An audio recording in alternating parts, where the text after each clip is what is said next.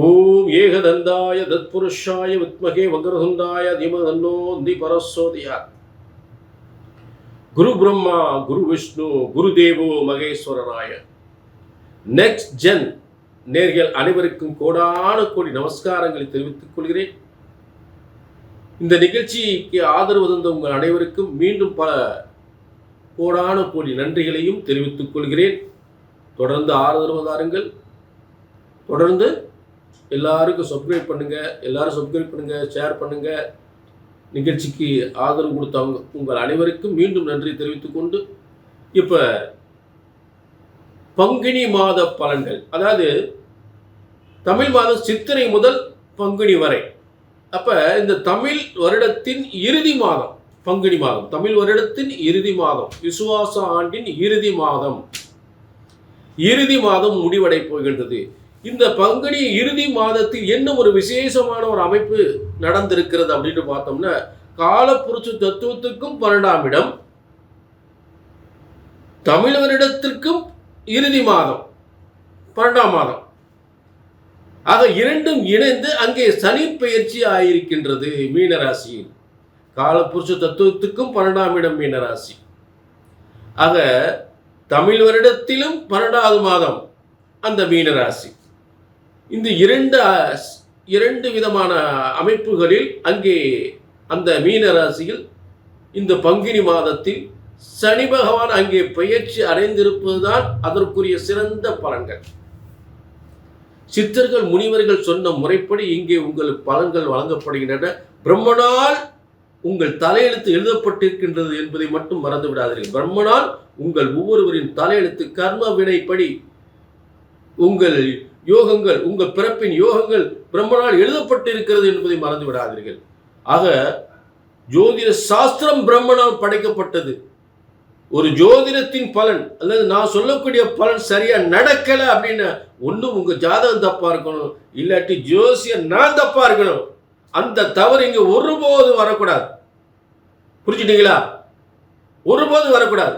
கல்யாணமா சொன்ன மாசம், வேலையா சொன்ன மாசம், புத்திர பாக்கியமா சொன்ன மாசம், சொத்து சுகமா சொன்ன மாசம் நடக்கணும், நடந்தே ஆகணும்.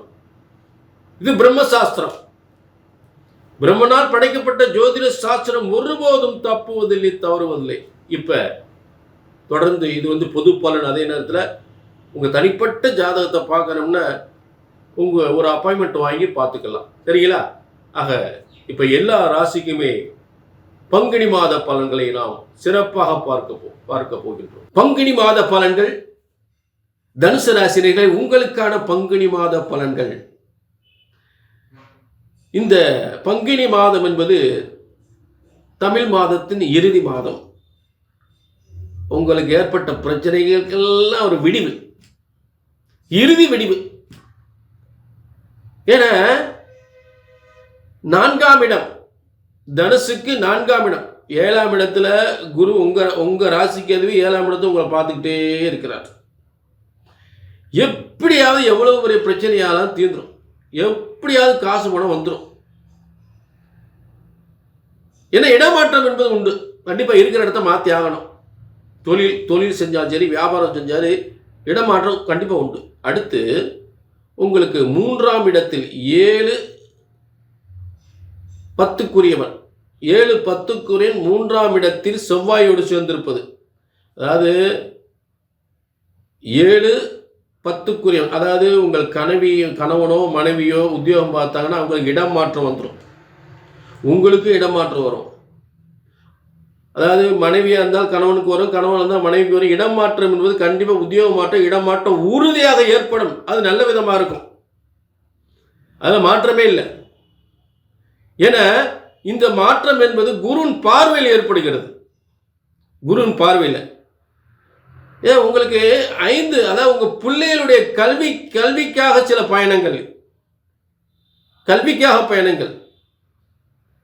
5ஆம் அதிபதியா செவ்வாய் 5ஆம் அதிபதியாகி அவரே 12ஆம் அதிபதியாகி அந்த புதனோட சேர்ந்து உட்கார்ந்து 3ஆம் இடத்துல உட்கார்ந்துருக்கார். அப்ப பிள்ளைகளுக்கு கல்விக்காக இடமாற்றம், ஸ்கூல்ல மாத்துறதோ இல்லை காலேஜ் மாத்துறதோ கண்டிப்பா நடக்கும். சரி, அடுத்து உங்களுக்கு 4ஆம் இடத்துல சூரியன் சுக்கிரன், தனுசுக்கு 4ஆம் இடம் சூரியன் சுக்கிரன் சனி 3 கிரகங்களுக்கு வந்துருக்கு.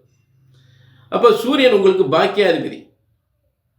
இந்த பாக்கியாதிபதி போய் 4ஆம் இடத்துல கேந்திர வலிமை. ஒரு பாக்கியாதிபதி போய் கேந்திரத்தில் வலிமை அடையும் பொழுது ஒரு திரியோனாதிபதி கேந்திரத்தில் வலிமை அடையக்கூடியது. மேலும் உங்களுக்கு 11ஆம் அதிபதியே போய் 4ஆம் இடத்துல வந்து உச்சம் பெறுவது. 11ஆம் அதிபதி அதாவது எதிரிகளை வெல்லக்கூடிய திறமை, எதிரிகளும் நண்பர்களாக மாறக்கூடியது. எதிரிகள் மூலம் ஏற்பட்ட நண்பர்கள் மூலம் ஏற்பட்ட சொத்து பிரச்சனை தீர்வது, வாகன பிரச்சனைகள் தீர்வது, சகோதரால் ஏற்பட்ட சொத்து பிரச்சனைகள், வாகன பிரச்சனைகள், இதெல்லாம் வந்து வியாபாரத்தில் பிரச்சனை ஏற்பட்டாலும் சரி, சொத்தில் ஏற்பட்ட பிரச்சனைகள் இருந்தாலும் சரி, எல்லாம் நல்லபடியாக தீரக்கூடிய நிலை ஏற்படுகிறது. புரிஞ்சுட்டீங்களா? ஆக தந்தை வழி சொத்துக்கள் கிடைக்கிறதுக்கு வாய்ப்பு இருக்கு. தந்தை வழி சொத்துக்கள், சகோதரர்களால் ஏற்பட்ட பிரச்சனை தீர்ந்து நன்மைகள் பெறப்படும் சொத்துக்களை பெறுவதற்கு வாய்ப்புகள் உண்டு. நல்ல வேலை வாய்ப்பு, வருமான முன்னேற்றம் பெறுவதற்கு நல்ல வாய்ப்புகள்னா உங்களுக்கு தனுசுக்கு 2ஆம் அதிபதி சனி பகவான் 4ஆம் இடத்தில் இருந்து குரு வீட்டில் இருக்கும் பொழுது கண்டிப்பாக வந்து ஒரு வருமானத்தின் முன்னேற்றத்திற்கு நிச்சயமாக ஒரு மாற்றம் ஏற்படும். இது அர்த்தமா சனி என்று, அதாவது 4ஆம் இடம் அர்த்தமா சனி.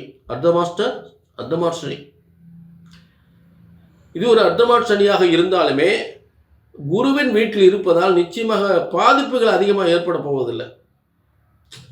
என்ன இடமாற்றம் கொடுக்கும், தொழில் மாற்றம், இடமாற்றம் உறுதியாக ஏற்படும். அதில் எந்தவித மாற்றமும் இல்லை. கொஞ்சம் இந்த அர்த்தமாஷ்டம சனி என்பது எந்தவித பாதிப்பும் நிச்சயமாக ஏற்படுத்தாது.